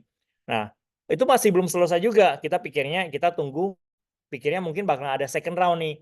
Itu benar-benar exception gitu loh kalau masih ada second round. Ya kan? Tapi nggak taunya dibilang, oh nggak ada second round lagi, udah kamu boleh pulang. Nah, ya mulailah kita mulai tunggu, saya sama partner saya mulai tunggu berapa lama, ya kan? Sampai malamnya tiba-tiba saya terima telepon bahwa kita diterima di MOESI tanggal 2 Januari itu. Nah, sejak itu kita mulai proses onboarding ke sana. Tapi pada saat itu juga, ini waktu kita interview ya, kita interview di depan kantornya YC di Silicon Valley. Setelah berita bahwa kita masuk YC, somehow banyak investor dapat announcement itu, dapat berita itu, banyak yang mencoba kontak kita, bahkan dari Indonesia juga. Pak Andi, Alpha JWC kontak kita waktu itu, kita langsung ngomong juga di telepon dengan mereka, ya kan. Banyak yang mencoba untuk invest ke kita, bahkan waktu itu ada found yang brothers itu ya, dari Belanda ya atau dari Jerman itu ya, Oliver apa namanya, lupa. Coba sempat kontak kita. Jadi banyak yang mencoba untuk invest ke kita. Kenapa? Karena YC ini benar-benar suatu attraction ya. Kalau kita bisa diterima YC berarti kita boleh dibilang kayak udah lewat tes barnya si YC, dan investor boleh dibilang lebih lega untuk invest di perusahaan-perusahaan kayak gitu. Tapi yang membedakan YC dulu sama YC pada saat saya adalah pada saat saya itu udah banyak sekali perusahaan-perusahaan yang diterima YC. Satu batch itu bisa sekitar 250 perusahaan. Satu tahun 2 batch. Jadi udah mulai sangat banyak sekali. Tapi at the same time, di Shipper sendiri, kita adalah perusahaan ke-5 atau ke-6 di Indonesia yang pernah diterima YC. Jadi menurut saya brand YC itu masih bagus untuk dipakai di Indonesia gitu kan. Biarpun sebenarnya kita sempat dilema mau tetap ngambil YC atau enggak, ya kan, offernya, karena waktu diterima bukan berarti kita langsung jalan juga. Kita bisa mengambil keputusan mau ikut atau enggak mau ikut, ya kan, masih bisa dikasih kebebasan untuk itu. Nah, setelah kita announcement YC announcement, kita akhirnya berhasil close 5 million round of funding. Setelah kita announcement setelah kita diterima YC gitu, ya kan. Jadi mereka YC juga bikin announcement. Jadi kita close 5 juta round of funding. Nah, benefit YC ini apa aja? Sebenarnya yang bagi kita paling krusial itu adalah tadi proses aplikasinya, itu membuat kita berpikir banyak sih tentang bisnis kita sendiri ya. Apa aja sih bisnis kita, seberapa dalam kita berpikirnya, ya kan. Sampai sisi teknikalnya juga. Terus yang kedua tentu saja support dari mentor-mentor yang ada ya. Bayangkan saya di interview tahu nggak siapa? Sama foundernya Gmail, ya kan. Siapa yang pakai Gmail di sini? Banyak kan. Jadi foundernya Gmail itu yang interview saya juga waktu YC gitu kan. Jadi kita ketemu banyak tokoh-tokoh yang mungkin foundernya Twitch juga, foundernya Twitch tahu ya. Twitch tahu kan ya, pakai Twitch live stream, itu juga interview kita. Jadi benar-benar suatu pengalaman yang luar biasa lah untuk kita. Apalagi waktu kita ada demo day, ketemu banyak sekali investor-investor kelas kakap yang saya tidak pernah bayangkan bisa ketemu juga kayak gitu. Jadi itu benefit dari YC. Terus yang ketiga tentu saja brand YC sendiri itu bagus sekali untuk kita karena itu menjadi suatu recognition ya. Tapi sekarang as I mention udah banyak sekali perusahaan YC yang flood the market. Terus ada accelerator lain misalnya Search, tadi sudah ketemu Sequoia Search ya, Pick 15 mungkin ya sekarang namanya Pick 15 Search. itu juga membantu, udah masuk Asia Market, ada Antler juga. Jadi sebenarnya opsi kita itu bukan cuma YC saja saat ini, yang lain juga ada. Cuman tetap aja YC adalah suatu bar yang sangat tinggi yang harus kalau kita mau coba masuk kita bisa ngehit gitu ya. So itu cerita tentang YC. Saya stop di sini karena next one itu udah slide terakhir. Cuman kontak detail saya aja. Jadi saya kalau bisa langsung kita go through the question answer aja gitu ya.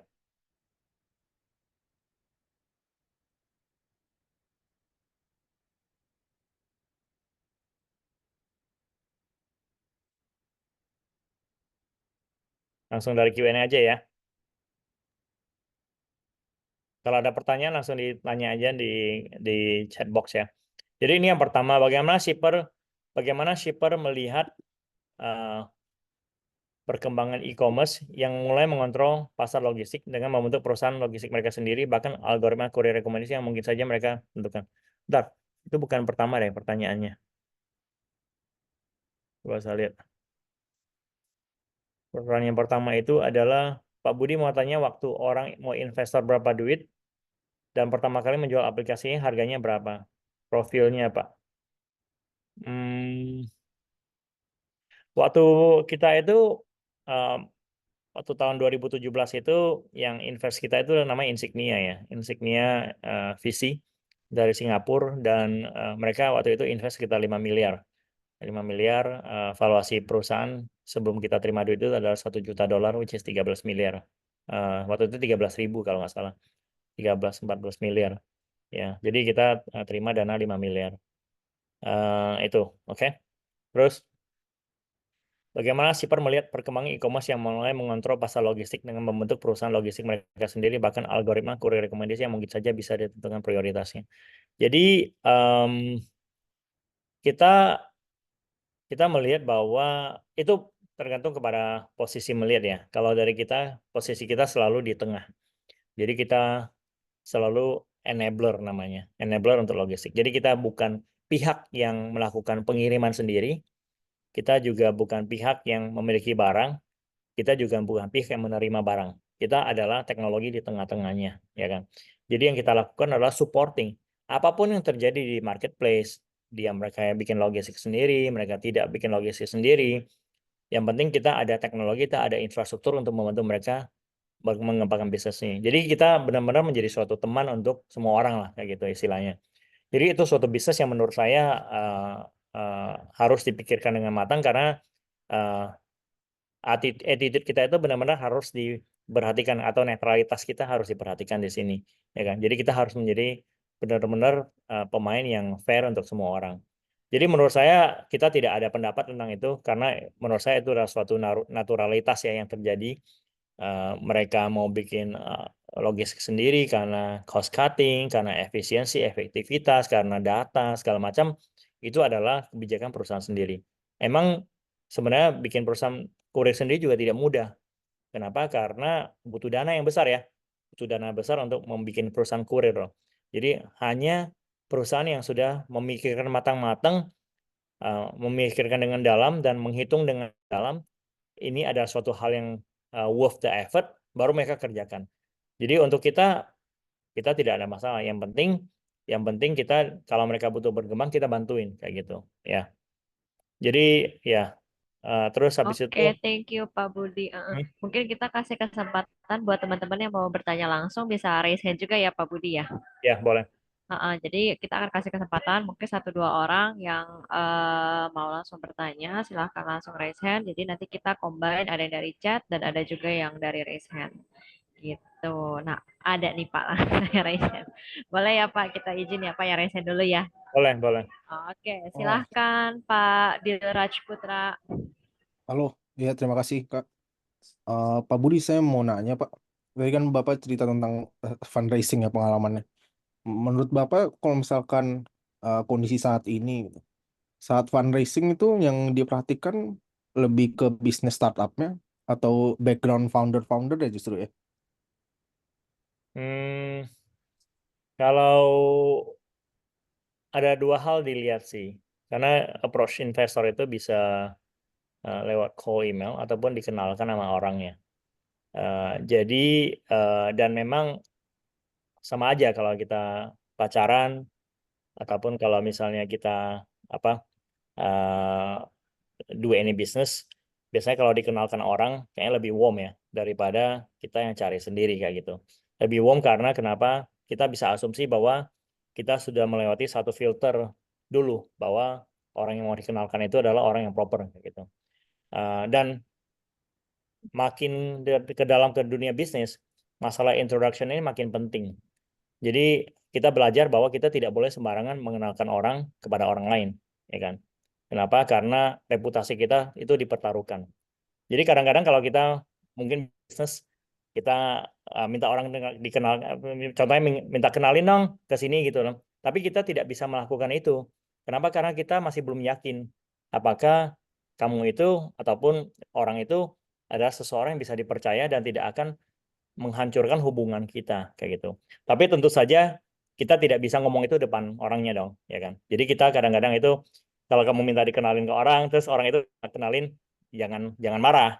Tapi harap maklum bahwa itu adalah suatu filter yang sering terjadi, suatu proses yang sedang terjadi. Jadi effort kita ya coba mesti cari channel lain ataupun mencoba memperbaiki diri kita sendiri. Tuh, balik lagi ke topiknya, dua-duanya dilihatin. Profil orang dan bisnisnya sendiri dilihatin. Karena itu adalah suatu kesatuan, ya kan?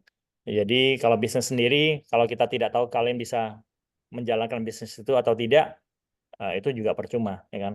Perlu lihat background-nya, perlu lihat pengalamannya, ya kan? Perlu ngelihat bahwa apakah ini adalah suatu short term rush, impulse, atau memang dipikirkan matang-matang mau dibawa kemana kayak gitu. Jadi makanya Pistek cerita itu penting sekali agar kita tahu bahwa bisnis ini adalah suatu hal yang serius. Dan tentu saja investor juga melihat bahwa bisnis ini bisa besar atau enggak. Kalau cuma sekedar bisnis kecil-kecilan, I mean of course bukan bisnis kecil nggak bagus, tapi ada certain investor yang emang cuma mau invest di bisnis yang besar atau bisa besar sekali. Tapi ada satu grup investor juga yang mungkin yang suka yang bisnis yang kecil-kecil, yang penting profit, ya kan, short term profit atau apa, ya kan. Jadi kita mesti tahu audience kita, investor kita itu yang mana juga, bisnis kita yang mana, grup investor kita itu yang mana. Jadi jangan bilang kita mau buka cilok tapi nggak taunya cari investornya VC gitu loh. Jadi nggak mungkin masuk gitu kan. Jadi itu suatu hal yang perlu kita assess sendiri, tapi profil juga penting, ya. Oke, thank you Pak Budi untuk Thanks, Pak. jawabannya. Berarti kita nggak bisa sembarangan ya Pak buat kenalin ininya ya. Oke, ini Iya. sebenarnya ada lagi yang raise hand Pak, cuman kita ganti-gantian ya Pak. Jadi aku bacain question selanjutnya dari chat. Bagaimana shipper melihat perkembangan e-commerce yang mulai mengontrol pasar Tadi udah. logistik? Oh, Itu ini udah. ya. Oke, berarti kita next-nya ya Pak. Nah, jika melihat dari tahap per tahap, shipper bisa dibilang baru 1 atau 2 tahun berjalan. Sudah mendapat fundraising. Kiat-kiat apa supaya bisa meyakinkan investor sementara pengalaman usaha masih minim? Ini tadi kayaknya Bapak ada sharing ya Pak di presentasinya ya? Ya, saya udah sharing kan kenapa bisa fundraising juga. Karena itu poin yang penting itu investor pernah kita kenalin dan emang bisnisnya cocok kayak gitu kan. Dan kita juga inisiatif mengenalkan diri. Jadi yang perlu diingat kalau kalian ada exposure ke real world, ketemu siapa saja, taruh di pemikiran kita, ingat terus gitu loh. Pernah ketemu siapa, di mana, ya kan? Jadi siapa tahu suatu saat ketemu lagi, konteks sudah berubah, dan kalian tiba-tiba dapat suatu advantage, bisa di-notice sama orang kayak gitu. Ya, jadi itu penting sekali untuk kita, jadi jangan meremehkan kita ketemu orang di luar itu terus tiba-tiba kayak nggak penting kayak gitu. If you want to be an entrepreneur, you want to do business, I think relation is very important. Penting sekali relasi ini. Whether you need it or not in the future, it doesn't matter. Ya kan? It doesn't matter. You might need it, you might not need it, that's fine. You might be able to do it on your own. Mungkin bisa bangun sendiri, ya udah bagus, ya kan? Then maybe other people can work with you. But if not, then it's okay juga gitu loh. You will need to get contact with other people, kayak gitu. Jadi kalau contohnya sekarang kita pernah ketemu di sini, saya webinar kan. Terus tiba-tiba ketemu lagi di depan konteks yang berbeda. mungkin saya jadi juri, mungkin saya jadi investor, ya siapa tahu ya belajar dari Pak Andi ya. Nah, saya jadi investor. Nah, kalian bisa ngomong, Pak Budi kita pernah ketemu loh. Saya nggak mungkin ingat kalian semua, terus terang gitu loh, ya kan? Ya, tapi kalian mungkin lebih ingat saya gitu loh, ya kan? Jadi kamu bisa bilang, Pak Budi kita pernah ketemu loh waktu itu webinar di mana-mana. Saya bakalan pay more attention to you daripada yang lain gitu loh, ya. Oke. Oke, berarti meet everyone itu tetap penting ya Pak ya, kita memperluas network dan juga kita menjaga inilah ya Pak, relasi dengan siapapun ya, whether you need it now or maybe in the future, kita nggak ada yang tahu ya Pak. Betul. Oke, nah ini ada beberapa question yang aku skip karena tadi juga udah dijelaskan di presentasi. Mungkin ada satu pertanyaan nih Pak, dalam pencarian investor apakah ada trennya Pak? Gitu, misal setelah presentasi kesekian baru ada investor yang tertarik, dan apakah biasanya ke investor yang reject itu boleh nggak sih Pak kayak minta feedback kayak gitu? Ini saya sendiri ada pengalaman sendiri. Tren tidak ada tren, karena but lebih kepada seberapa bodohnya kita aja sih, ya kan? Seberapa bodohnya kita. Karena kalau kita bersikukuh, kita coba pitching ke investor 5 kali, 10 kali, 20 kali, 100 kali tolak, itu namanya kita nggak berubah-ubah, namanya kita bodoh ya. Tapi kalau misalnya kita ditolak 5 kali, 10 kali, terus tiba-tiba berpikir sendiri, kita salahnya di mana ya? Kok ini nggak ada yang goal terus ya? Terus ngomongnya sama-sama lagi, oh you're too early, oh this is not what we do, bukannya industri kita, atau bisnisnya masih terlalu kecil. Banyak hal-hal itu yang semua dilakukan sama investor, pasti ngomongnya seperti itu. Dan kita mesti tahu bahwa something is wrong already. Then we need to know what's wrong, ya. What's wrong-nya itu dari mana kita bisa tahu? Kita tanya feedback dari investor, mereka nggak mungkin kasih tahu. Kenapa? Karena banyak sekali mereka ketemu sama orang-orang dan well, it's not their responsibility to tell you, ya kan? What is your problem? Ada investor yang bagus bisa kasih tahu, bisa. Cuman again, mereka tidak mau hurt you, tidak mau melukai kita. Jadi ngomongnya ya biasa-biasa aja, tidak ada sesuatu yang membantu kita untuk membangun gitu. Jadi lebih bagus kalau misalnya kita cari feedback dari third party. Misalnya kalian mau pitching ke Pak Andi nih, tapi Pak Andi nolak nih, terus nggak tahu kenapa. Ya udah, kamu boleh kontak ke aku. Pak Budi tolong bantuin dong, tanya Pak Andi kenapa ditolak gitu loh, ya kan? Then it's a different context, ya. Jadi itu yang saya lakukan sendiri karena saya pengalaman, saya pernah fundraising beberapa kali, hampir gagal. Saya udah prepare mau tutup company. Terus saya nggak berhasil, saya pikirnya ini nggak bisa kayak begini terus. Jadi saya coba cari orang, cari tahu kenapa para visi nggak kayak mancing itu nggak makan nih kailnya kan. Terus nggak tahunya saya ada 2 masalah di shipper ini. Pertama, logistik itu adalah perusahaan bisnis yang besar sekali dan saya perlu co-founder. Saya tidak ada co-founder waktu itu. Terus yang kedua adalah saya pitching tanpa pitch deck, seperti saya bilang itu. Jadi orang-orang menganggap saya sombong, mereka tidak ngerti bisnis saya apa. Terus yang ketiga juga mereka lupa sebenarnya apa yang saya pitching itu lupa, ya kan? Jadi itu membuat suatu wake up call untuk saya. Akhirnya setelah saya terima feedback itu, banyak sekali investor, ya itu kan. Setelah saya ketemu itu, saya akhirnya mulai cari co-founder. Saya gerilya cari co-founder, ya kan. Saya nggak sembarangan cari juga, tapi pokoknya begitu ada opportunity saya coba ngobrolin gitu. Nah, terus saya mulai pitch pakai pitch deck. Jadi itu membuat saya suatu perubahan. Kita harus melakukan suatu perubahan. Jadi same in life. Apapun kita lakukan, kalau monoton tiap hari sama terus tidak ada hasilnya, something is wrong. Something is wrong, then you gotta change. You gotta find a way to change it, kayak gitu. Oke. Oke, thank you so much. Wah, itu keren banget ya Pak, life lesson-nya gitu ya. Jadi in order for you to get different result, you have to change your approach ya. Berarti ketika pitching itu, makanya pitching deck sangat penting sekali ya Pak ya, supaya orang dapat visual, jadi they remember us juga gitu. Oke, another question. So far belum ada yang raise hand lagi nih Pak. Jadi kita go ahead with the question yang ada di komen dulu. Nah, apakah untuk fundraising harus dengan prior engagement dengan visi? Atau masih bisa nih untuk cold applying gitu Pak? Kira-kira tipsnya apa nggak nih? Kalau call email juga ada, masih kadang-kadang ada yang bisa makan ya, khususnya certain stage of investor, misalnya series seed funding ataupun angel investor, karena mereka dapat poolnya emang lebih random ya, dapat leads-nya. Tapi kalau udah series A, series B itu benar-benar lebih structured. Jadi agak susah untuk call email. Dan again, memang harus struktural ya, kita fundraising gitu ya.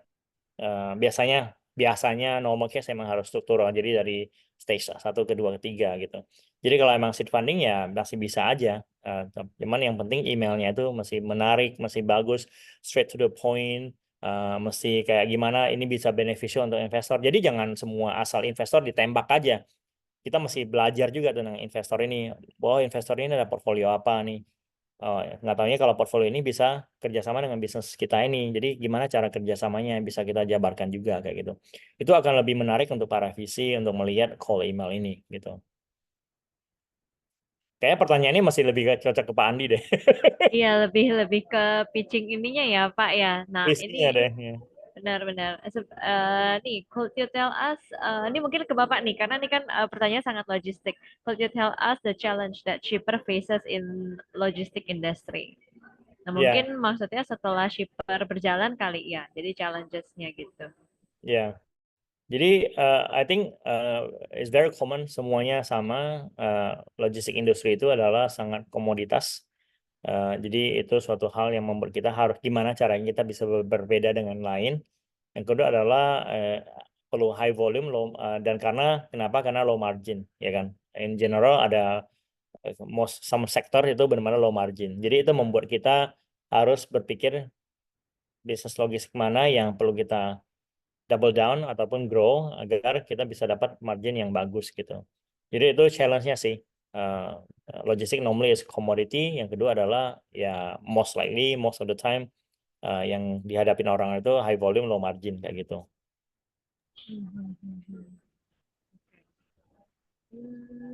Balik lagi nih questionnya, balik lagi itu sih Pak, yang like you say earlier, mungkin lebih banyak ke Pak Andi ya, kayak at what point that bisnis itu sudah harus cari investor dan lain-lain. Nah mungkin boleh ya dipilih satu lagi gitu ya Pak ya.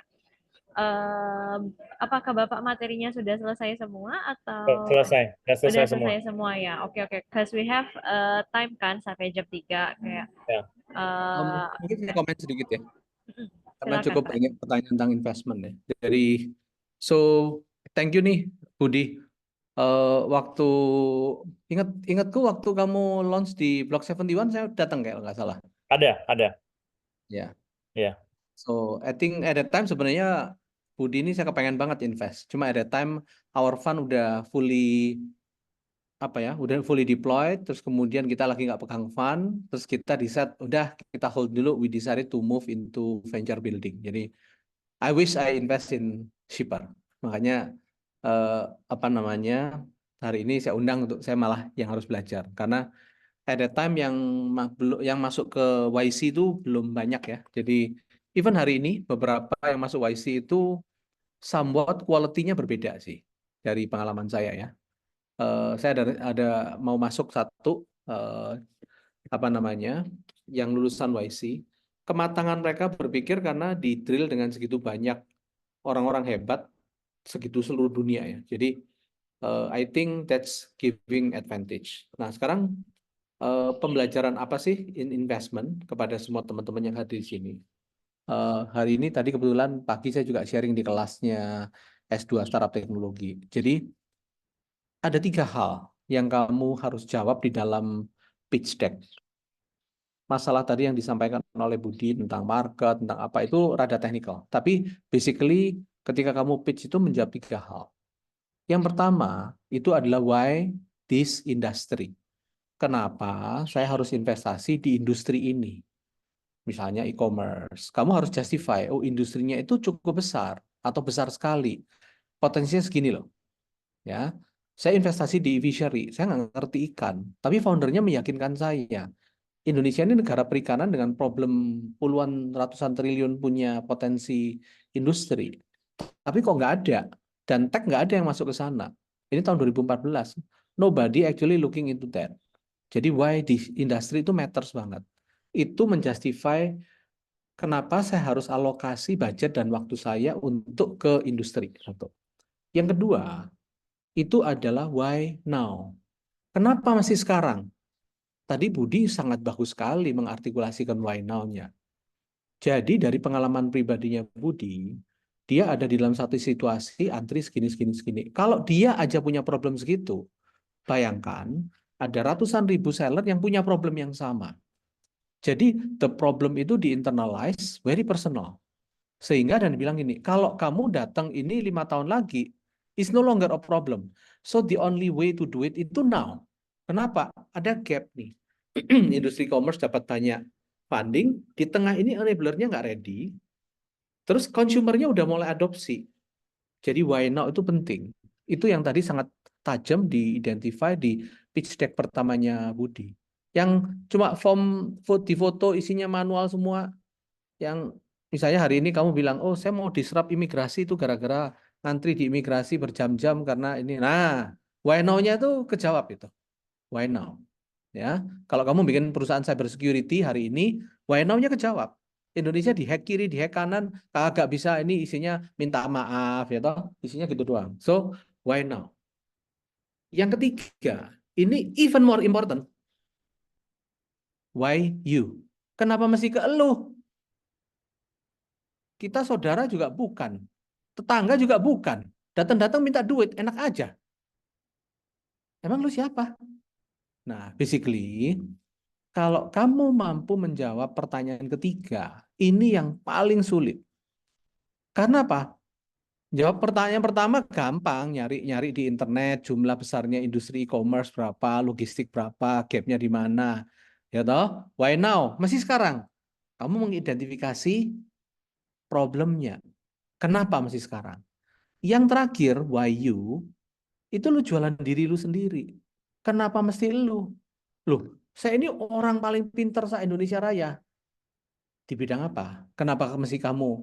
Contohnya pertanyaan di sini yang paling bagus adalah, kenapa YC atau investor itu believe orang yang namanya Budi bisa men-solve problem logistik. Orang nggak punya latar belakang logistik kok. Itu exactly yang tadi Budi udah jawab. Akhirnya dia realize. Dia menceritakan why industrinya dapat, why now-nya dapat, why you-nya belum dapat. Sampai dia menemukan co-founder. Dengan dua co-founder yang saling melengkapi, yang satu dengan latar belakang McKinsey, yang sangat proses manajemen manajemen driven, pernah ngomong investment, complement value-nya. Sehingga why you-nya menjadi dapat. Itu bagus sekali tadi kata-katanya Budi. If you keep repeating the same thing and mengharapkan different result, itu bukan iman namanya. Itu namanya dodol. Kamu nggak bisa beriman untuk, wah, satu hari saya akan mendapatkan I get a big break dengan doing the same thing 100 kali berturut-turut. Ya, by 20 kali, I have to change something. Right? Nah, yang menarik tadi insight-nya dari Budi ini bagus banget. Dia bisa membaca read between the lines. Nah, sekarang saya kasih tahu triknya para VC kayak saya. Jarang VC itu mau menyakiti hati founder. Kenapa? Meskipun kita pegang duit pada saat saya mau invest, kalau saya sakiti hatinya Budi, satu hari Budi ini kalau berhasil sebagai founder jadi investor, at that time saya mungkin udah nggak jadi investor lagi, saya jadi founder yang lain. Bud, lu mau ikut nggak? Tapi dia bilang, adik, dulu gue dihina-hina, sekarang dia ini, males banget saya. So, saya juga males kan mengatakan hal yang jelek. Jadi biasanya saya ngukur, saya kasih feedback. Feedbacknya apa? Kok begini, begitu. Begitu tanyain, wah ngeyel nih. Ya udah, begitu kamu pushback, saya diam. Saya akan taken aback, kemudian saya akan mundur. Ya udah, the discussion is over. Kenapa? Karena kadang-kadang pertanyaan saya itu pancingan untuk tahu kamu sudah internalize problemnya atau tidak. Ada founder yang saya belum ngomong aja, belum selesai ngomongnya. Udah kepengen mancal, kepengen mutus kata-kata saya, kepengen jawab. So, a lot of problem dari founder itu merasa dirinya tahu. Sehingga, saya mau ngomong aja, you don't listen to understand, only then you answer. Jadi, kasih beat satu di dalam ketika saya habis ngomong, baru kamu menjawab. Dengan satu bid itu kamu internalize dulu. Ada founder yang nggak mau kalah. Kalau udah kayak gitu, the discussion is over. Dan ngomongnya selalu baik. I think itu kayak kamu kalau diputus sama pacar kamu lah. Kalau kamu diputus pacar kamu kan gini, oh kamu bego nih, kamu nyeleweng apa kan, nggak gitu. Enggak sih, itu it's not you, it's me. Gitu loh cara ngomongnya. Jawabnya sama kalau di investment itu, it's not the right time, we are not fit in with you. Terus ngomongnya halus-halus gitu. Itu artinya kamu ditolak, basically nggak cocok, dia nggak mau malu, udah selesai. Gitu loh. Ya, jadi itu triknya kita sebagai investor. So, jadi Aku terima itu banyak sekali ya Pak Andi. Nah, iya. Itu artinya you are not ready man, kan gitu kan. Akhirnya dia pintar tuh baca. Oh pintar nih, betulin pitch deck terus ini. Padahal gue udah jualan dia ke partner gue. Ini gue suka nih sama Budi. Dan yang jualan Budi ini bukan cuma Budi loh. My good friend back then udah jadi pendeta di Australia. Tiba-tiba one day, lu kenal Budi nggak? Dia, oh, hebat amat si Budi bisa melalui teman gue yang ini bisa datang ke kuping gue.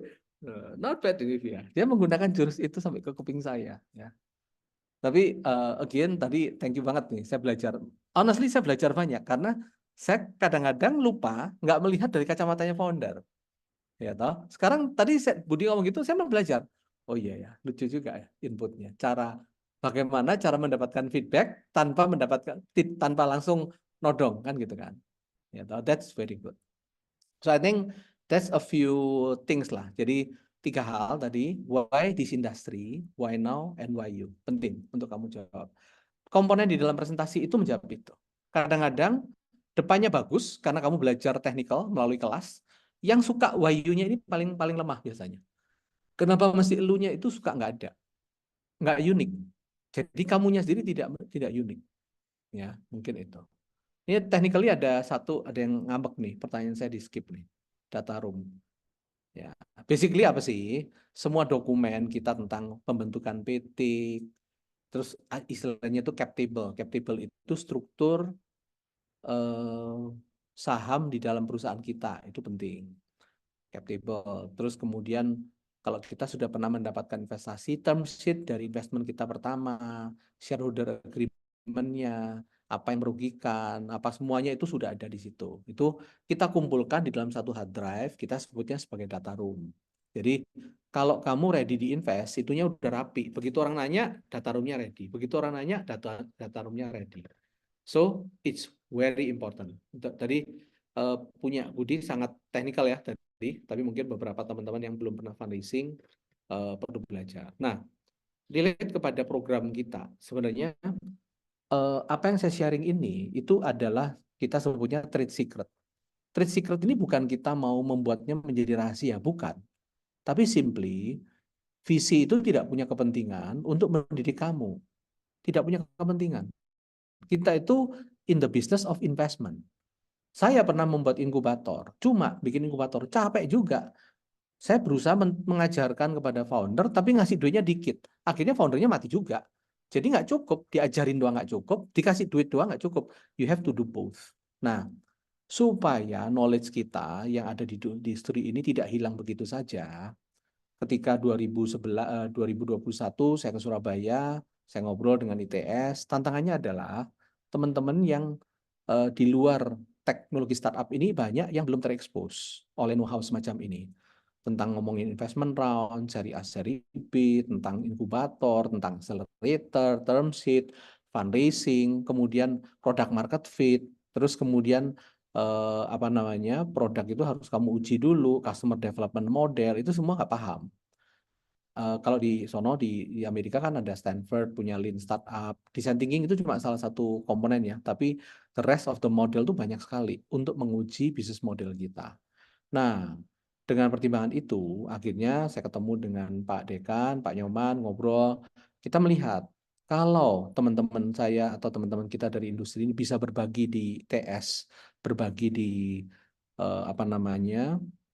knowledge tentang tersebut di part of our class. Kita tidak bisa membantu bikinin bisnis kamu, yang bisa itu cuma kamu. Problem saya, sebelum saya ada di industri ini, saya itu bisa membangun perusahaan profitable bisa. Tapi mentok, bantet di tengah.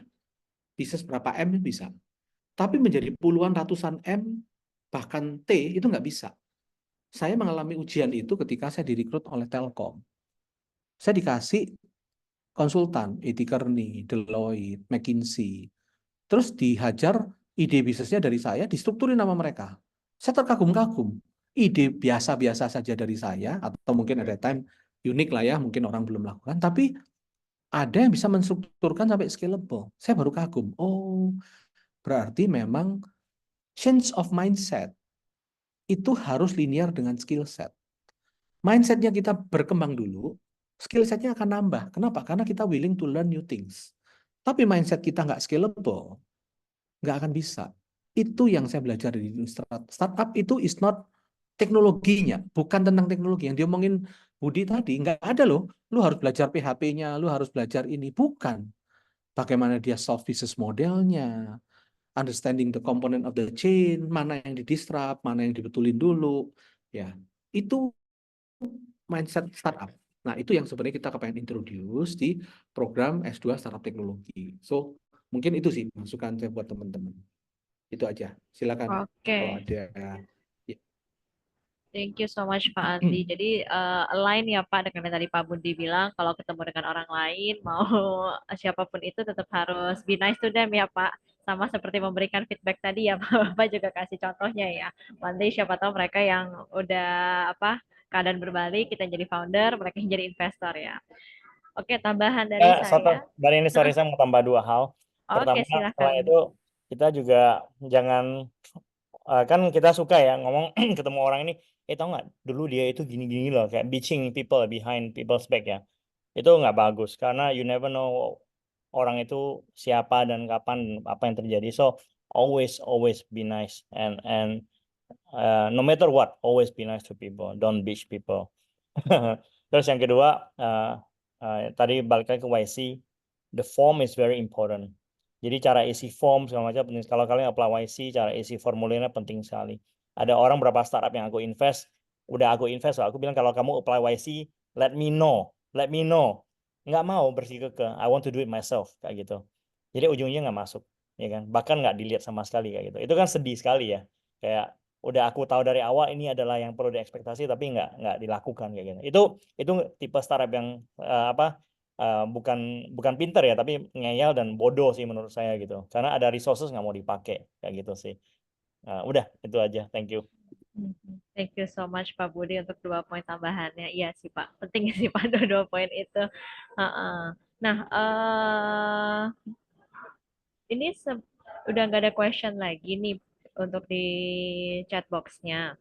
Nah, paling again reminder untuk yang tertarik program S2 Startup Teknologi, kalian nanti akan belajar kurang lebih ini nih ada materi tentang startup-nya, tentang ada persiapan ininya untuk pitching dan semuanya itu. Jadi again kita masih ada intake-nya hingga 11 Juli ini. Kalian kan sudah mengisi ya forms-nya. Jadi nanti kalau tim dari IDS ada ngechat, boleh langsung dibales dan atau mungkin dari website IDS atau Instagram IDS boleh di-follow supaya bisa mengikuti webinar-webinar lainnya. Seperti itu. Oke, paling harusnya kan kita jadwalnya sampai jam 3 nih, tapi karena sesinya semuanya sudah selesai, kita izin menyudahinya ya. Ada pertanyaan lain lagi nggak? Raise your hand. Ini ada satu. Silahkan. Ya, sore Pak Andi, Pak Budi. Mungkin saya mau bertanya ya soal pemilihan investor yang mungkin kita bisa kasih indirect benefit ya. Kayak contohnya, mungkin dari supply chain itu kan kita ada manufacturing dan distribution ya.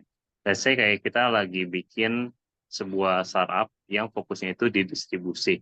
Nah, apakah kita penting untuk mencari misalnya investor yang misalnya dia punya manufacturing-nya gitu. Jadi kita bisa kasih direct benefit, mungkin kita bisa distribusiin barang mereka, atau misalnya kita bisa kasih indirect benefit lainnya antar perusahaan gitu. Jadi nggak selalu bentuknya itu kita cuma kasih direct benefit seperti capital gain dari valuation dan mungkin profitability ya. Mungkin boleh dibantu. Pak Andi, saya jawab dulu ya. Ya. Pertama-tama, as a business founder, let's try to speak in certainty. Jangan pakai mungkin. Kamu pertanyaan tadi berapa menit? Ada 5 kata mungkin di dalamnya. Uh, so, yeah. Ya, good one, Pak. Yeah. Okay. Secondly, in terms of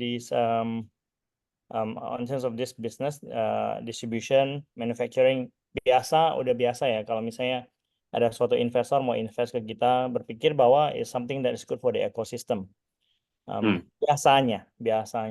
Tapi as a matter of fact, kadang-kadang itu orang yang invest sama orang yang operation di lapangan itu beda.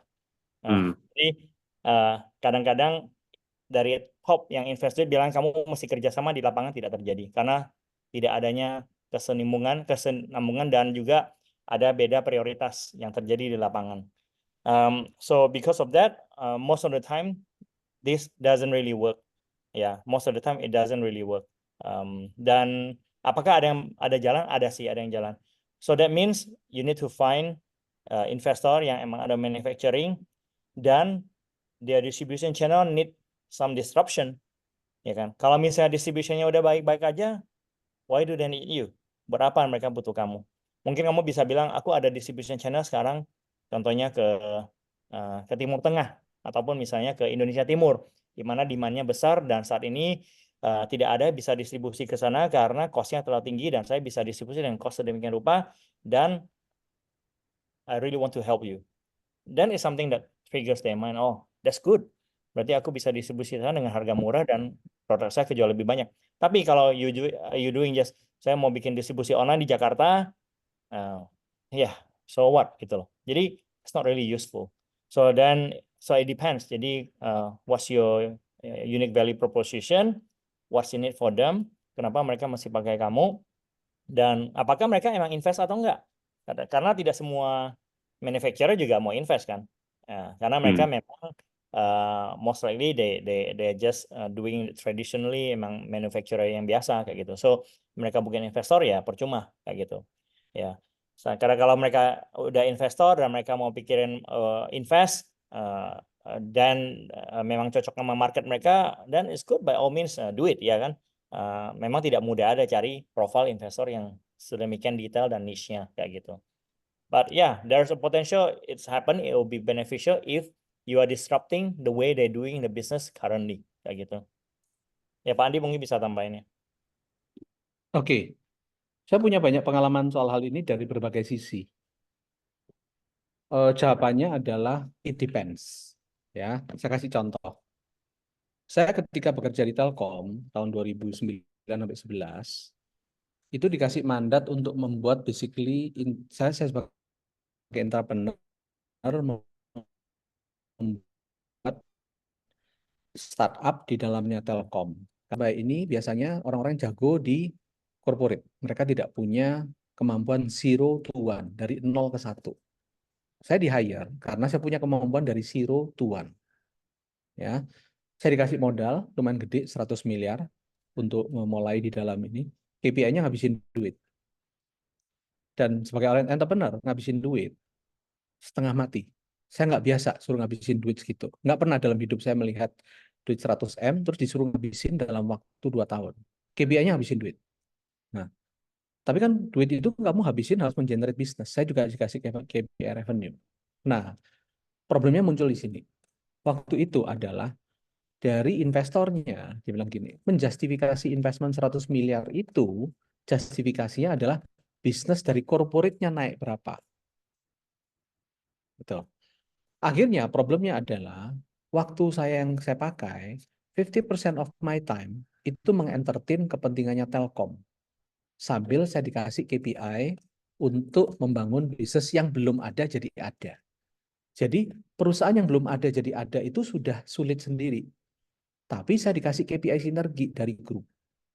Contoh, waktu itu saya membuat platform e-commerce dan saya membuat payment. Tahun 2009 tidak ada yang namanya platform payment seperti hari ini. Ujung-ujungnya yang dilakukan oleh Telkom adalah saya dari duit yang saya dikasih itu suruh spend advance ke other company, sister company supaya mereka bisa membangun bisnis payment-nya dia.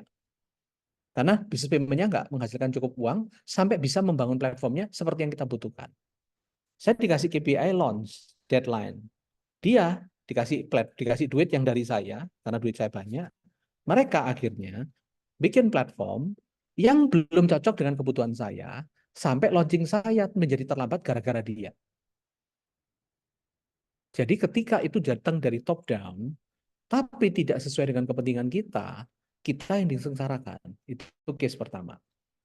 Case kedua, ini yang saya cerita yang bagus. Saya investasi di Stockbit. Di awal, mereka ini cuma bisa menjadi technical analysis untuk saham. Karena mereka tidak punya izin untuk transaksi dan segala macam, akhirnya platformnya berkembang bagus, dan akhirnya dia populer sebagai social medianya di dunia stock trading. Populer. Jadi bisa menciptakan tren, obrolan, tapi tidak bisa transaksi. Jadi kagak ada duitnya, ngabisin ngeburn duit doang. Nah, saya sebagai investor, LP saya itu adalah Sinarmas. Investor saya namanya Sinarmas. Saya jodohkan melalui makan siang. Seluruh direktur keuangan di berbagai perusahaan dan CEO, CFO-nya diajak semua. Diajak cerita dan segala macam. Oh, lumayan nih. Sinarmas Sekuritas tidak punya retail investor. Dan they don't know how to do it. Kenapa? Seumur hidup B2B kok. Nge-serve Sinarmas aja udah segede gitu. Nggak tahu caranya nge-serve retail. Sedangkan yang satu sudah punya usernya nih. Begitu dijodohkan dalam waktu 1 tahun, akhirnya mereka bisa melakukan transaksi di Stockbit gara-gara back-end-nya itu dilakukan oleh Sinarmas Sekuritas semua. Itu win-win. So, sinergi always harus two partinya win. Benefit untuk dianya jelas, benefit untuk kitanya jelas. Tidak boleh salah satu tidak mendapatkan benefit. Nah, gara-gara itu mereka berkembang luar biasa. Di masa COVID, dari kapitalisasi kapitalisasi perputaran uang di pasar 22 triliun, Stockbit itu memegang 10%, 2 triliun. Dan itu semua transaksinya lewat Sinarmas Sekuritas. Sinarmas ya menjadi pemain retail stock trading terbesar di Indonesia salah satunya. Stockbit menjadi pemain nomor 1 terbesar retail di Indonesia. Nah, nggak lama saya exit, beneran dong. Terus nggak lama ada peraturan dari pemerintah, nggak boleh stok pemilik platform sama sekuritas harus sama. Akhirnya Sinarmas Sekuritas bikin platform sendiri yang akhirnya konsumernya sebagian dari yang dulu sono dan udah bagus experience-nya, mereka udah ngerti. Sebaliknya, si Stockbit akhirnya beli sekuritas sendiri. Tapi di sini adalah case-nya win-win. The key of your question itu bukan bisa nggak? Bukan, salah. Pertanyaannya salah. Benefit untuk dianya apa? Benefit untuk kamunya apa? Kalau salah satu tidak mendapatkan benefit, jawabannya jangan. Tapi kalau dua-duanya bisa dapat benefit, oke. Apakah setiap case bisa disamain? Tidak. Tergantung case by case. Apa yang kamu tawarin, apa yang ini. Saya kasih satu, the last ini warning. Warningnya begini. Saya mau invest di kamu, tapi nggak dalam bentuk duit. Kamu boleh connect ke saya, itu tukar 10% saham kamu. Itu dangerous. Ya, kenapa? Karena nggak real value. Ya, kalau ada investor yang suka minta gratisan, mentalnya itu bukan mental investor, mental preman. Hindari investor seperti itu. Itu masukan saya. Thank you.